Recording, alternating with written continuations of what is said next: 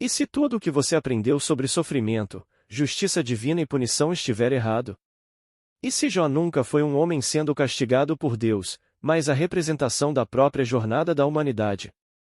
Nesta palestra extraordinária, Neville Goddard revela um dos significados mais profundos e chocantes de toda a Bíblia. Deus não pune, Deus não condena, Deus desperta.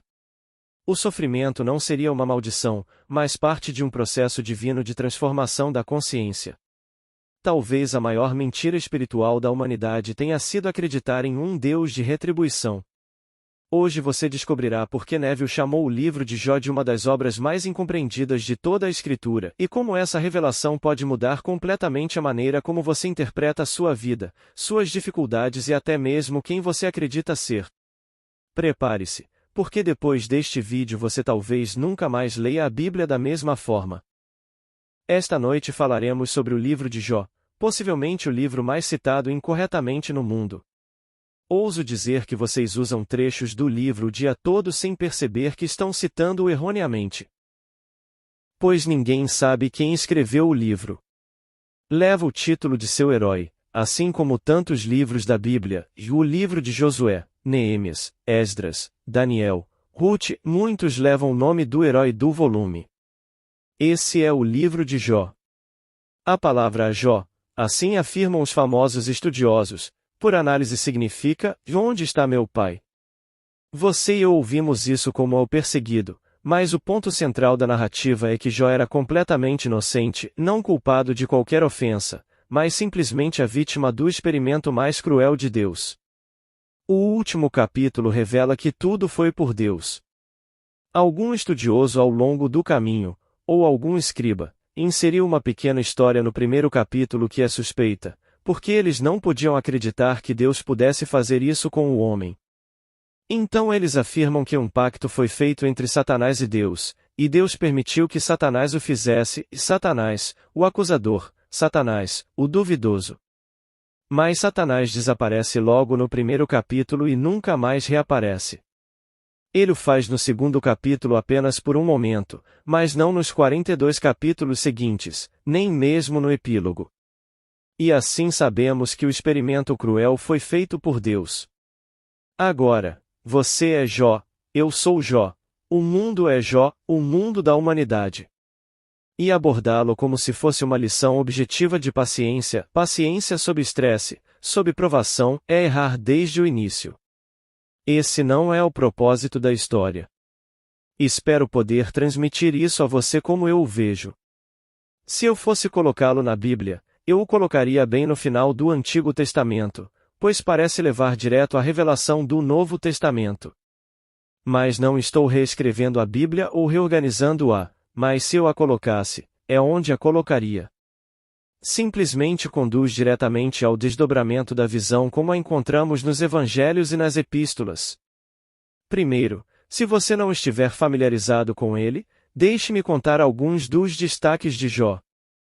A cena se passa em Edom e todos os personagens são edomitas, conhecidos por sua sabedoria, seminômades. Jó, como a história nos conta, era um chefe árabe honesto e muito rico, dono de milhares de ovelhas, milhares de camelôs, centenas de jumentas e bois, vários servos e 10 filhos, 7 meninos e 3 meninas perfeitamente bonitas.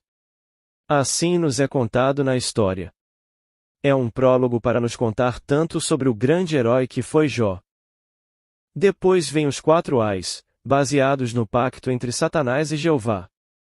O primeiro anuncia o fato de que os sabeus vieram de repente e mataram todos os servos que cuidavam das ovelhas e levaram todas as ovelhas. Enquanto ele ainda falava, o segundo ai apareceu e ele disse que levaram todos os camelôs e mataram todos os servos. Então vem o terceiro ai, que eles levaram todos os bois, as jumentas e mataram todos os servos. Então vem o quarto ai, que seus filhos, todos eles, estavam jantando na casa do filho mais velho, e enquanto eles estavam todos juntos veio um vento forte e esmagou os 4 cantos e a casa desabou e todos foram mortos, e ele foi o único que escapou para trazer a notícia a Jó. E Jó rasgou seu manto, raspou a cabeça, jogou-se no chão e disse: Nu vim ao mundo, nu saí do ventre de minha mãe e nu voltarei.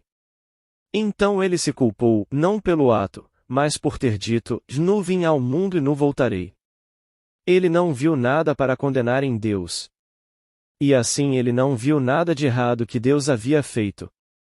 E então, depois dos 4 infortúnios, e tudo é tirado dele, todos os filhos, todas as suas posses, tudo, então começa a destruição física do homem chamado Jó, e começou com os furúnculos. E é aí que Satanás desaparece de cena e todas essas coisas se sucedem uma após a outra, os furúnculos desde a sola dos pés até o alto da cabeça. E então sua esposa disse a ele, você ainda vai ser honesto sobre isso? Sua integridade é inabalável? Amaldiçoe a Deus e morra. E ele disse a ela, você falou como uma mulher tola. Deus, que nos deu o bem, não nos dará o mal? E assim nada saiu de seus lábios que pudesse de alguma forma ser condenação de Deus. Então vieram seus consoladores. Eles são chamados de Consoladores de Jó. Havia 3 amigos.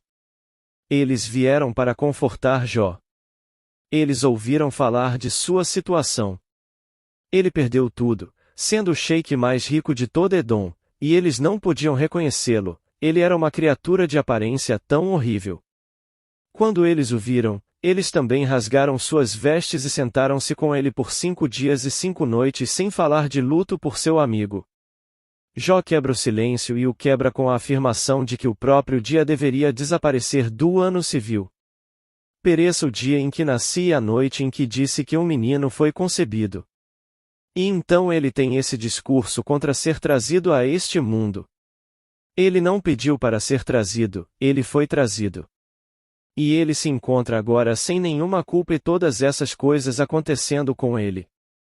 E depois que ele faz a terrível defesa de si mesmo, então vem o primeiro Consolador, que não consola de forma alguma.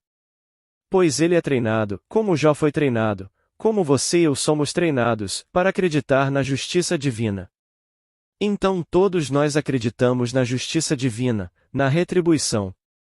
Pois olhamos para uma pessoa como um Hitler, que viveu até o último momento em seus 15 gloriosos anos, ou um Stalin, por seus 30 e poucos anos, como eles massacraram milhões. E o que aconteceu com o Stalin? Ele morreu como você, como eu morrerei, uma pequena hemorragia cerebral e em pouco tempo estava inconsciente, depois de ter massacrado milhões. Onde está a retribuição? O homem quer retribuição. Onde está a retribuição de Stalin? Onde está a retribuição de Hitler? Onde está a de qualquer tirano? Eles vivem exatamente como nós vivemos, eles vivem na gordura da terra, assassinando milhões incontáveis, e eles simplesmente morrem como nós morremos. E assim os sacerdócios nos dirão que terão seu dia. Deus os punirá além do túmulo ou em alguma encarnação futura, se você acredita em reencarnação. Como você poderia viver e quanto tempo você teria que viver para pagar a dívida de 13 milhões, quando você os queimou vivos e os abateu? Quanto tempo você viveria? E então eles trazem argumento após argumento para persuadir Jó de que ele, de alguma forma, violou este código. Talvez na juventude, talvez no passado, e ele não consegue pensar no que fez. Talvez quando criança, disse ele, alguma pequena infração. Mas isso está muito além da proporção de qualquer coisa que eu poderia ter feito, esse julgamento de Deus. O que ele fez comigo agora? Isso transcende de longe qualquer coisa que qualquer juiz justo colocaria sobre mim por qualquer coisa que eu pudesse ter feito na minha juventude. Eles ainda tentam persuadi-lo. E assim, como disse o pai, igualdade é a justiça de Deus. Igualmente. Depois vêm os 3 consoladores, que não são consoladores de jeito nenhum, como todos os nossos amigos. Posso lhe dizer que você não tenha algo fisicamente errado com você depois de ter confessado que acredita no que eu falo. Que você nunca fique financeiramente envergonhado depois de ter se arriscado e confessado a todos que acredita nisso. Eles virão como este Uriah-Heep, e todos lamentarão. Isso não deveria acontecer com você, eles dirão, certamente não com você. Você quer dizer você que sabe que os estados são reais e tudo o que você precisa fazer é entrar em um estado e o estado floresce em seu mundo, e você? Estes são os consoladores de Jó. E assim eles vêm para confortar Jó. E ele disse: Consoladores misericordiosos vocês são, e eu estava em sua alma e não em minha alma, eu não diria a você o que você me disse. Mas eles persistiram. Cada um teve 3 chances de esvaziá-lo e todas as vezes que tentaram ele voltou com uma resposta direta. Mas ele é tão hipócrita. Ele mostrou todas as coisas que fez, nunca afastou nenhuma criança, nenhum filho órfão, nenhuma viúva, nenhum estrangeiro do conforto, do abrigo, da comida. Ele era incrivelmente rico, mas nunca rejeitou ninguém necessitado. E ele lista todos eles, até o fim. Mas ele nunca entendeu o que eu espero que você entenda, que vem na flor chamada Novo Testamento da Graça, a que ninguém neste mundo pode construir um caminho para Deus. Você não pode ser bom o suficiente para merecer entrar na presença de Deus, nenhum homem no mundo. Vem pela graça, esse estranho amor eletivo. E ele nos chama um por um. Então ele não sabia que não existe justiça divina neste mundo. Ele não sabia. Os pais não ensinaram isso. E eles ainda, em toda a ortodoxia do mundo, eles ensinam e pregam a justiça divina, a retribuição. E não é. Não existe tal coisa. Meu filho, se eu fosse o pai de um demente nascido, onde não só o filho, mas a mãe sofre, eu sofro, os irmãos sofrem, e todo o vasto círculo sofre, então eu deveria sofrer por causa disso? E isso é justiça divina. E você tenta justificar isso me dizendo que em alguma encarnação passada ele fez isso, aquilo e aquilo, é por isso que ele é, e éramos parentes de alguma forma estranha no passado e é por isso que hoje caímos todos na mesma rede? Isso foi respondido para nós no 9º capítulo de João. Mestre, quem pecou, este ou seus pais, para que nascesse cego? A resposta dada. Nem ele pecou nem seus pais, mas para que as obras de Deus se manifestem nele. Nenhuma retribuição qualquer. Há algo totalmente diferente, que Deus, como agora o vemos, é o Deus da graça, o Deus da misericórdia. Se eu fosse puro, nunca saberia que existe um Deus misericordioso. E Deus consignou todos os homens à desobediência para que ele possa ter misericórdia de todos eles, para que ninguém possa vangloriar-se de sua própria pureza. Então, até o fim, Jó ainda está dando argumentos de sua própria justiça própria, quão bom ele é, quão gentil ele tem sido e todas essas coisas, que isso não deveria ter acontecido com ele. E esses são os argumentos de Jó, enquanto todos esses supostos consoladores ainda estão devolvendo a ele. E então, bem no final, ele está exigindo que Deus apareça. Ele quer encontrar Deus, confrontá-lo. Ele diz: eu sei que ele vai me matar, não tenho esperança, mas vou apresentar meu caso na cara dele. E então ele faz esta declaração: esta será a minha salvação. Pois o ímpio não permanecerá diante dele, portanto, se eu puder convencê-lo a me ver, a apresentar meu caso, então estarei diante dele, e somente os puros de coração podem ficar diante dele. Então, se eu estiver diante dele, essa é a minha salvação. No final, ele ainda se justificou. Ele nunca ouviu falar da grande história do sofrimento vicário, nunca ouviu falar disso. Ou o autor do livro nunca ouviu falar dele, pois Jó não o escreveu. Ele é simplesmente o herói da narrativa, da história. Então, no final, ao exigir que você ouça meu caso, quão justo eu sou, ele ainda acredita, embora não seja declarado, ele ainda acredita em retribuição e está exigindo por sua própria justiça que um veredicto seja trazido em seu favor porque ele é hipócrita, ele sente que deveria ser absolvido, que isso não deveria continuar como tem acontecido por tanto tempo em sua vida.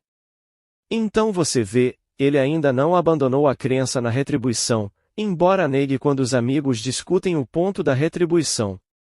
Os amigos tentam provar a ele que ele estava errado em algum momento no passado, porque existe uma coisa chamada justiça divina e, portanto, ele não poderia ter essas feridas e perder seu reino, perder sua família, perder tudo, se não fosse por isso que em algum momento ele ganhou esse julgamento. E assim ele traz sua justiça.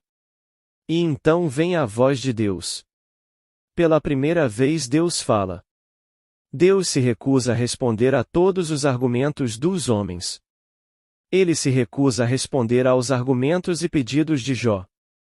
Jó está furioso com sua própria justiça própria, pois no inferno a única voz é a voz da justiça própria.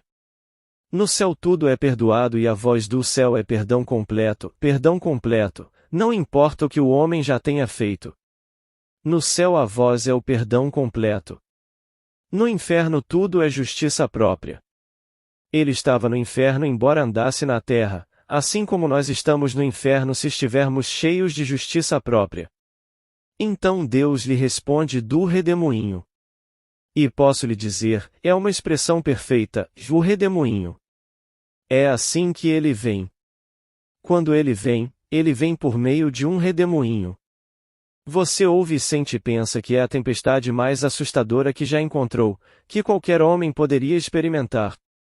Quando você ouvir e sentir, saberá pelo vento que é o redemoinho, então Deus está prestes a falar. Ou você ouve as palavras ou tem a cena, e ela começa a se desdobrar na visão mais fantástica, mais real do que esta sala agora, quando você ouve a voz do redemoinho. Então Deus respondeu a Jó do redemoinho e ele fez todas as perguntas sobre a criação. Onde você estava quando eu criei o universo? Ele fez uma pergunta após a outra, todas relacionadas à criatividade, e Jó não conseguiu responder. E então Deus se mostra, ele se mostra. No capítulo 42, ele agora se arrepende e se cobre de cinzas ao ver o quão audacioso ele havia sido no passado exigindo que Deus o respondesse. Então ele disse: Eu ouvi falar de ti com a audição do ouvido, mas agora meus olhos te veem. Sua religião, como nossa religião antes da experiência, foi herdada. As tradições orais dos pais e das igrejas. E então eu ouvi, não experimentei, apenas ouvi. Mamãe me contou e me levou à igreja, e o ministro ou o rabino me contou, e então eu ouvi de uma autoridade aparente e minha religião foi herdada. Assim, eu esperava encontrar um tipo diferente de Deus, um Deus que o homem fez à sua imagem aqui embaixo, um Deus que ele chamou de Deus justo, olho por olho, dente por dente. Eu não poderia conceber outro tipo de Deus, de amor infinito, onde a graça, que não importa o que um homem já fez neste mundo, não, nem mesmo um Hitler ou um Stalin. Então tudo no mundo será perdoado. Embora os seus pecados sejam como a escarlate, eles se tornarão brancos como a neve. E assim eu ouvi falar de ti com a audição do ouvido, mas agora meu olho te vê. Agora Jó se volta para seus amigos, e Jeová chama os amigos e lhes diz para sacrificar, por quê? Você mentiu sobre mim. Tudo o que você disse sobre mim era falso e o que Jó disse sobre mim era verdade. A rebelião de Jó foi contra a ortodoxia. Sua rebelião era contra todo o eclesiasticismo, todos os rituais que diziam que este é o caminho para Deus. Ele fez tudo, mas sofreu. Ele manteve todas as leis da antiga igreja, que ele sacrificou, ele fez tudo, e ainda no final ele sofreu como nenhum homem sofreu. E ele sabia que não era verdade. Então ele elogiou Jó, porque o que ele disse sobre Jeová era verdade, e o que os justos disseram sobre Jeová era mentira. Ele os fez sacrificar e disse-lhes que fossem a Jó e pedissem a Jó que orasse por eles. Se Jó orasse por eles, eles seriam libertados, isso dependeria de Jó. E Jó orou por seus amigos e seu próprio cativeiro foi levantado. Agora é aí que você entra, e esquecer-se completamente no amor de um amigo que está em necessidade. Sem levantar um dedo, você o tira mentalmente de um estado e o coloca em outro. Não importa o que ele tenha sido no passado, esqueça e coloque-o em outro. Ele estava apenas expressando em um estado, ele nunca foi o estado que ele expressou. Nós o condenamos pensando que ele era o estado, mas Jó orou por seus amigos, tirando-os daquele estado de justiça própria e justiça divina, e ele os viu em estado de graça. Não importa o que eles já fizeram no passado. Agora é o que ele os vê, e naquele momento o cativeiro de Jó foi suspenso. E assim a coisa toda dependia da capacidade do homem de perdoar. Somos informados no capítulo 13 de Lucas, quando eles vieram a ele e disseram que Pilatos matou os galileus e misturou seu sangue com seus sacrifícios, ele disse a eles: Você acha que eles eram piores pecadores do que aqueles que escaparam? Eu te digo, não. A menos que você se arrependa, você encontrará um destino semelhante. Você acha que quando a torre caiu em Jerusalém e esmagou 18, eles eram maiores infratores do que aqueles que ela não esmagou? Eu te digo, não. Mas, a menos que você se arrependa, encontrará um destino semelhante. Então, quando você ouvir que alguém está ferido, não se vanglorie de que Deus está se vingando. Deus não se vingou. Se você ouvir falar de alguém que foi ferido esta noite, não se vanglorie e faz bem a ele. Nenhuma retribuição, não nesta revelação. Simplesmente um homem inconscientemente cai em um estado, caindo em um estado, pode ser um estado bom ou mau, mas ele colhe o fruto do estado.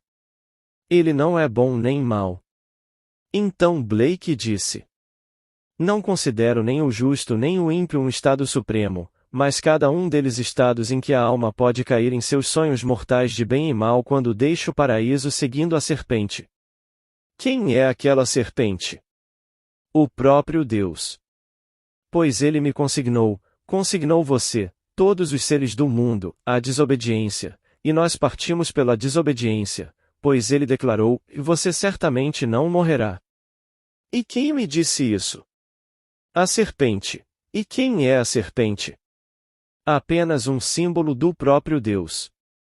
Então ele me disse que eu não morreria depois de primeiro me dizer que se eu comesse determinada coisa, fizesse determinada coisa, eu morreria.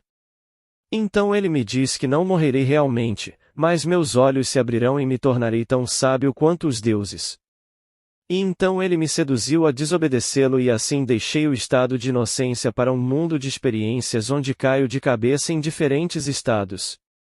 Depois de inúmeras experiências caindo em estados e me redimindo desses estados, ele me redime de tudo e me eleva a um mundo completamente sujeito ao meu poder imaginativo, onde eu desperto completamente. Aqui, estou em um estado de sono, então não sei que estou em um estado e acho que este é o meu próprio ser. Blake fez a declaração. Não se deixe intimidar pelos horrores do mundo. Tudo é ordenado e correto e deve cumprir seu destino para atingir a perfeição.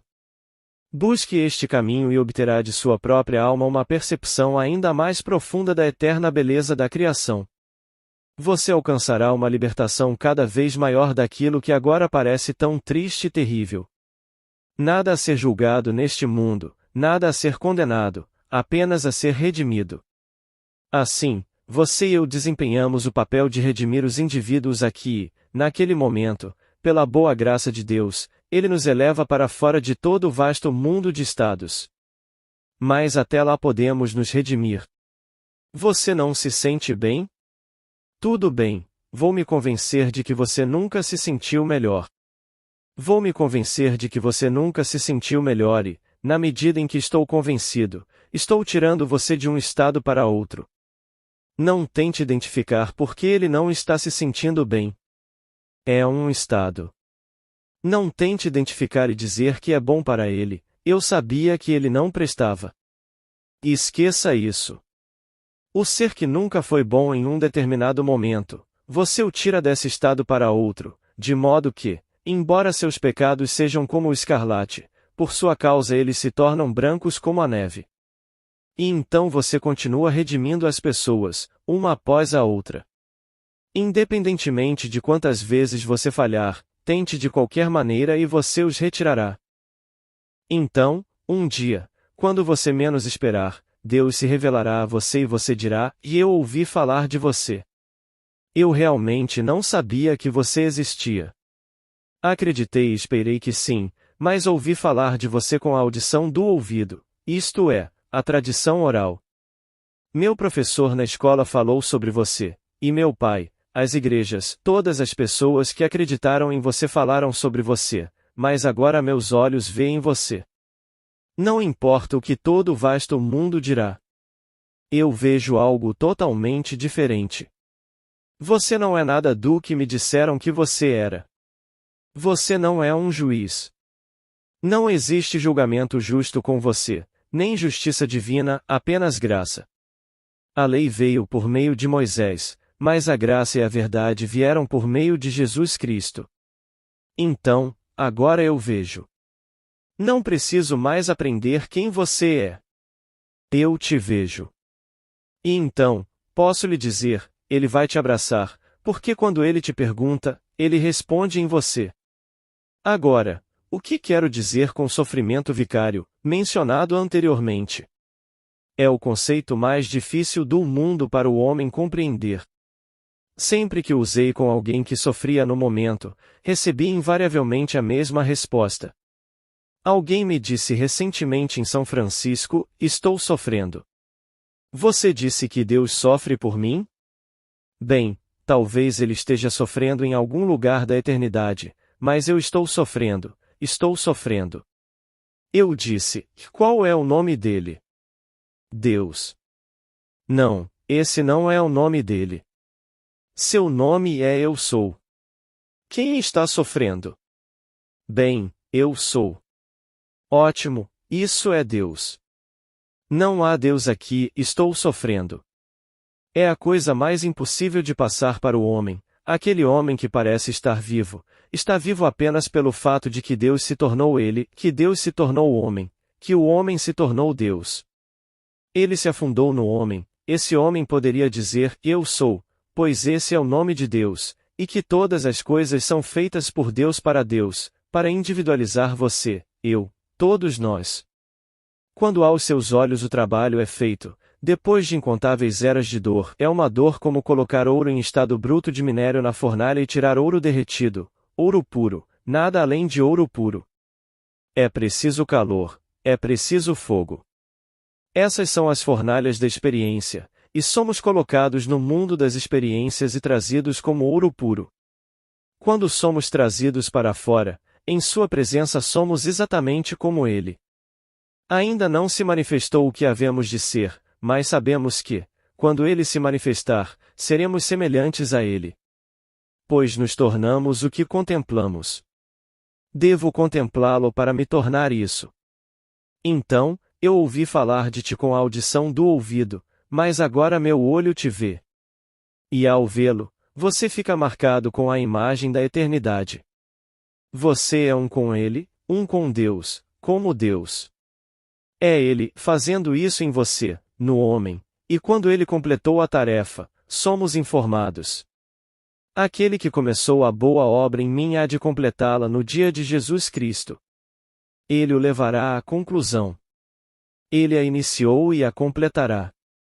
Ele pegou a eternidade e a colocou neste barro que é o homem, que é ele mesmo, e ele trabalha sobre isso, traz para fora e individualiza você. Você se torna um como o ser que o criou. Essa é a história de Jó. É a história mais gloriosa, mas acho que, se não é a mais incompreendida, não está longe disso. Você e eu o citamos e o citamos erroneamente. Falamos da paciência de Jó. Não havia paciência de Jó, ele se rebelou. Começamos no 3º capítulo e é uma rebelião, e há apenas 42 capítulos. A primeira é apenas uma introdução, o prólogo, e começa na segunda parte do 2º capítulo onde o prólogo chega ao fim. Até então, os 4 infortúnios foram realizados. Todo o reino e sua família se foram. Então vêm as feridas em si mesmo. Os furúnculos aparecem repentinamente nas solas dos pés até o alto da cabeça. Agora você encontra rebelião. Pereça este dia em que nasci e a noite que disse que um homem, um filho varão, foi concebido. Que esteja tão escondido que Deus não consiga encontrar nem mesmo este dia. Jó não interrompe a rebelião até ouvir a voz de Jeová vinda do redemoinho. Isso vem no final da grande narrativa. Então ele se arrepende. Ele se arrepende e o vê, pela primeira vez realmente o vê, um Deus de graça, um Deus de amor. Ele vê porque passou pelo que passou. Era sua própria voz no inferno da justiça própria. Se eu puder esta noite refletir sobre qualquer coisa boa que eu acho que foi boa que eu fiz, isso é justiça própria. Isso não me dá um pequeno passo em direção aonde estou indo. Faça algo porque você quer fazer, mas sentir que está somando e colocando algo no banco para você, esqueça. E então ele era tão bom, ele era tão hipócrita, ele nunca afastou ninguém de seu lugar, nem viúvas, nem órfãos, nem estranhos. E ele sempre cumpriu a lei. Ele fez todos os sacrifícios designados pela lei.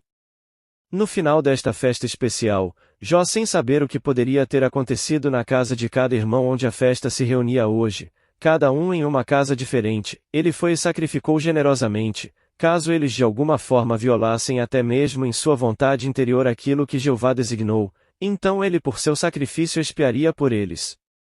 Então ele expiou seus pecados. Ele fez tudo o que a lei exigia.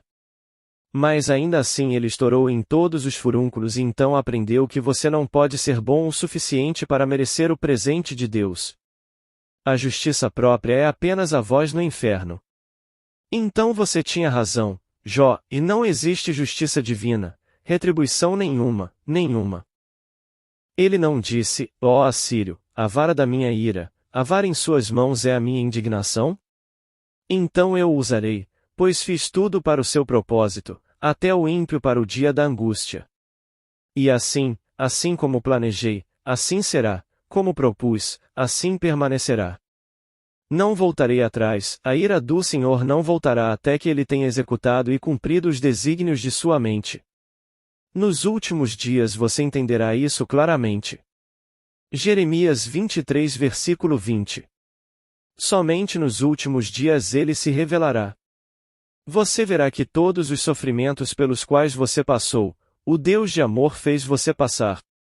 Assim como os grandes artistas que colocam o minério no calor para extrair o ouro, ele não se preocupava com o calor, apenas extraía o ouro puro pelo seu labor, pelo seu trabalho, assim como o grande escultor não se preocupa com o barro. E Jó disse: Você me fez de barro, vai me devolver ao pó? O que o oleiro pensa da argila quando a coloca em todas as formas para cumprir seu propósito ou o que ele propõe para ela? Ele não está preocupado. Então você e eu somos o barro nas mãos do oleiro e ele está nos trazendo a sua própria imagem. Ouvi alguém se vangloriar em Nova York quando essas adoráveis criancinhas, com 20 e poucos anos e adolescentes, no 80º andar do Empire State Building, e este avião desceu muito. Ele estava simplesmente se exibindo porque eles foram avisados várias vezes para não sobrevoar a baixa altitude de Nova York, e aqui estava este prédio de 102 andares mais uma enorme antena que vai muito além disso, e o sujeito passando com um a bordo e 2 passageiros que não deveriam estar lá, mostrando o que ele poderia fazer, e ele não conseguiu manobrar o avião. Ele entrou direto naquele prédio e tirou a vida de algo como 34 ou 40 meninas em uma instituição de caridade católica. E se alguém, como este que me falou, é anticatólico, então diria que foi isso que Deus fez. Bem, você tem que ficar em silêncio, porque eles expressam uma estupidez completa. O que você pode fazer? Se minha filha estivesse entre eles e ele dissesse isso, é provável que ele estivesse no hospital. Ele poderia julgar que Deus fez isso porque ele era contra essa obra de caridade de algum católico. Essas crianças queridas, todas católicas, trabalham na organização, ou talvez não fossem todas católicas. E ele ousou dizer isso. Eles poderiam ser uma organização judaica e algum antijudaico teria dito a mesma coisa, etc. Aqui está a história de Jó. Não existe justiça divina. Estamos todos saindo, e quando todos chegarmos ao fim, todos veremos e então entenderemos. Mas não me diga que os 6 milhões de judeus que foram levados direto para as fornalhas da Alemanha, isso foi justiça divina. Jó não viu, ou o autor do livro não viu. Eles não entenderam o mistério do sofrimento vicário, porque o pai disse isso e então os 3 amigos que vieram, eles ecoaram. E então ele disse: de bobagem, é mentira. Isso é o que Jó disse. Mas ainda na última confissão no final, quando ele ensaiou todas as suas boas qualidades, todas as suas virtudes, esperando ser exonerado por este ensaio de virtudes, certamente uma absolvição deve ser trazida, deve ser o único veredicto que poderia ser trazido. Esse foi seu último solilóquio. E então vem a voz e então ele percebe que todas as chamadas coisas boas que ele fez não significam nada aos olhos de Deus. Deus começou e Deus vai completá-lo e Deus está trabalhando em nós a imagem de si mesmo. Ele tem que nos fazer passar por essas experiências, mas lançou o fundamento de estados infinitos. Então, quando você vê alguém que não é amável no mundo por suas ações, ele está apenas expressando um estado em que caiu, e as chances são involuntárias.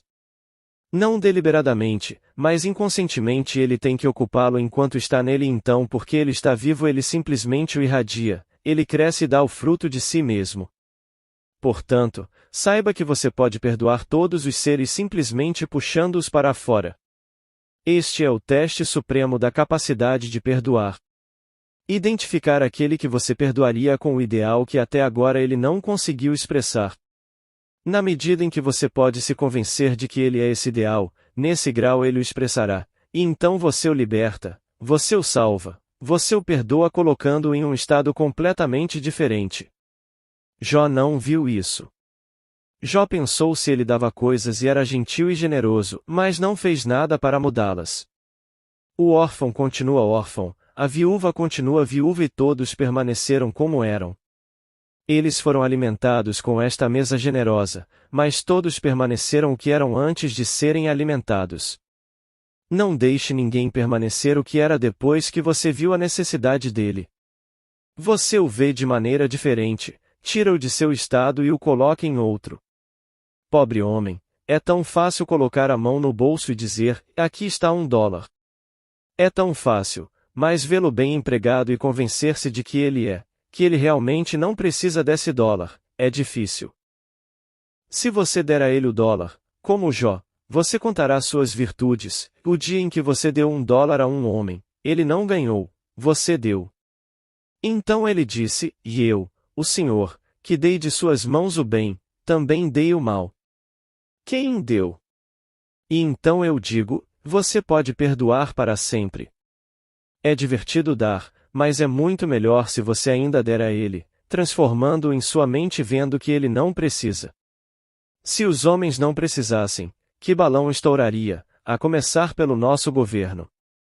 Imagine se eles não precisassem, pois então suas próprias reivindicações para nós, em todo o nosso país, e no rádio e na TV, como eles são generosos porque estão distribuindo balões. Então, suponha que não precisássemos de balões, que deflação de personalidades de balão. Se você encontrar alguém na rua que realmente precisa do seu $, troque-o de que essa pessoa não precisa de nenhum dos seus $. E agora você tem o poder, maior que o $, de tirá-los de onde estão e colocá-los onde gostariam de estar, em sua mente. E agora, para encerrar, quando você ler o livro no futuro, veja todo o drama acontecendo na mente de Jó.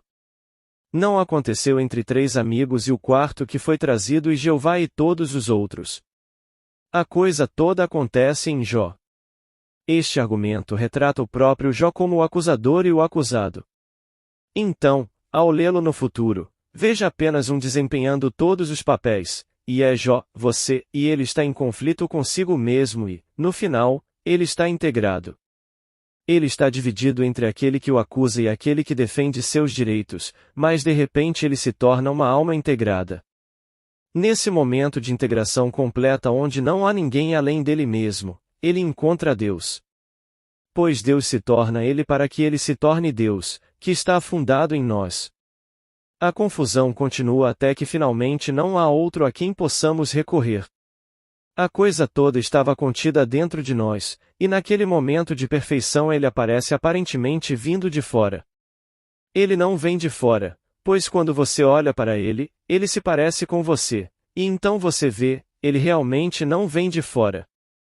Ele parece, mas na verdade ele está vindo de dentro e dá a aparência de vir de fora para que você possa ver como você se parece. Eu ouvi falar de ti com a audição do ouvido, mas agora meus olhos te viram. Agora vamos entrar no silêncio. Perguntas do público. Pergunta: o que teria acontecido com Jó se ele não tivesse orado por seus amigos? Neville responde: então ele não saberia sobre o estado. Ele não saberia que estava apenas em um estado em qualquer momento em que estivesse reclamando. Ele poderia livrá-los de seu estado, mas não era Jeová quem orava. Jeová disse a eles: peçam a Jó que ore por vocês. Então, quem é Jeová? Como Blake disse. Quando Jesus Cristo ressuscitou dos mortos, ele se tornou Jeová. Veja a Bíblia através dos olhos de Blake. Nas gravuras de Blake, quando o pé esquerdo está à frente, ele usa o diabo. E no estado de amor torna-se um homem, mas o pé torna-se um casco fendido. Quando Deus está falando da maneira mais maravilhosa, o pé direito está à frente, o outro lugar, o pé esquerdo está para a frente. O pé esquerdo é o estado que é a dúvida. Portanto, o simbolismo é perfeito com Blake em sua ilustração. Mas pela pura beleza do inglês, leia o livro. Que inglês? Carlyle disse que é a maior obra literária de todos os tempos. Tennyson disse sobre isso. É o maior poema já escrito. Lutero, que nos deu uma grande religião quando se separou no início da Reforma, afirma que é o livro mais magnífico de todas as Escrituras. Então, ele faz afirmações extravagantes sobre o livro de Jó. Mas, pela pura beleza do inglês, leia o livro. Você é Jó. Eu sou Jó. E quando você pergunta estas coisas: por que isso aconteceu comigo?